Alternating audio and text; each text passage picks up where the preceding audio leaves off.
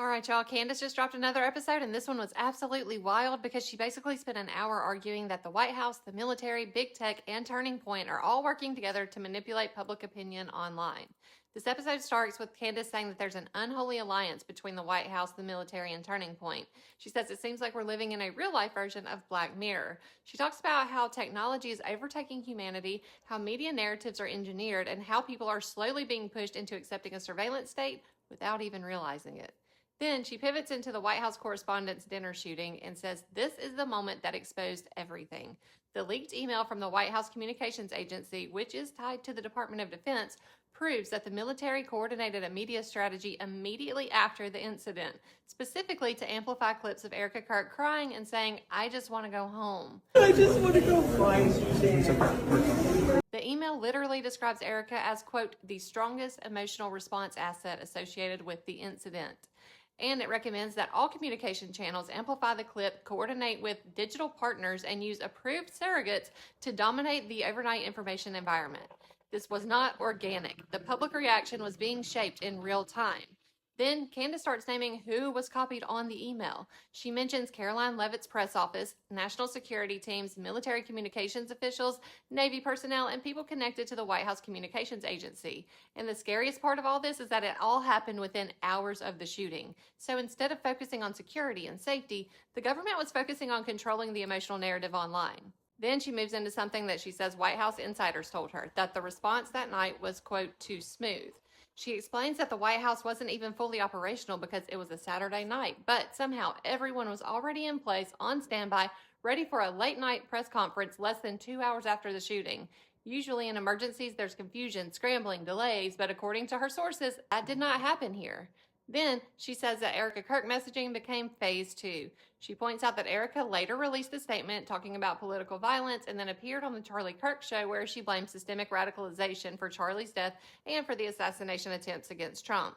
Those talking points match the goals outlined in the leaked email. Highlight the professionalism of the response, focus on dangerous rhetoric, and push executive stability themes. But then the episode takes another turn entirely. Candace suddenly starts talking about AI data centers. She's basically saying that the government is building the infrastructure for a future surveillance state. She brings up a massive AI data center project in Utah that would consume more power than the entire state currently uses. Then she plays a clip of Tucker Carlson interviewing Kevin O'Leary, where they discuss facial recognition, AI surveillance, and monitoring people in public spaces. Tucker warns that definitions of criminal can change over time, while O'Leary argues that America has to compete with China technologically. Candace's takeaway is, is America just becoming China? Because it seems that way. Then she circles all the way back to Turning Point USA, and honestly, this part felt personal. She talks about what we've all noticed, Turning Point abandoning Charlie's original principles, and says that everyone around the organization suddenly seems to be connected to the military.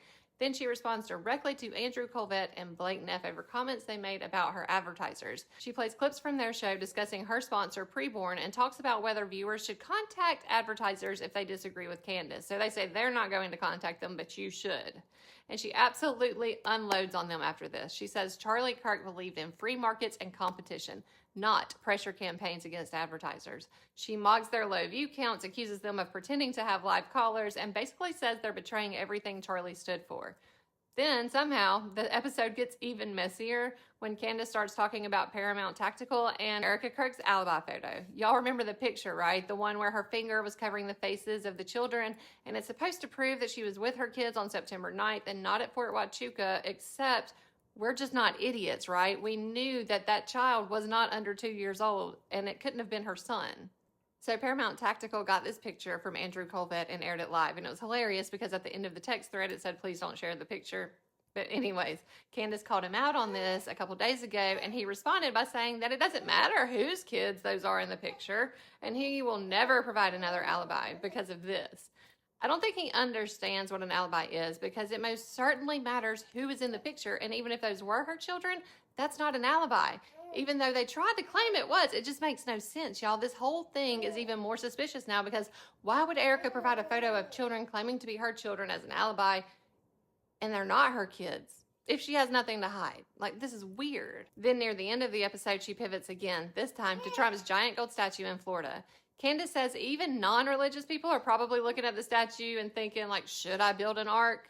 She compares the imagery around Trump to idolatry and says America is heading towards something spiritually dangerous. And the overall message of the episode is basically that the media is manipulated, social media trends are manipulated, the military is involved in online narrative shaping, AI and surveillance are expanding rapidly, and the public is being emotionally engineered without even realizing it. A lot of us have actually known this for quite some time, but some people still refuse to see it. But what do y'all think? Let me know in the comments and make sure you're following for more.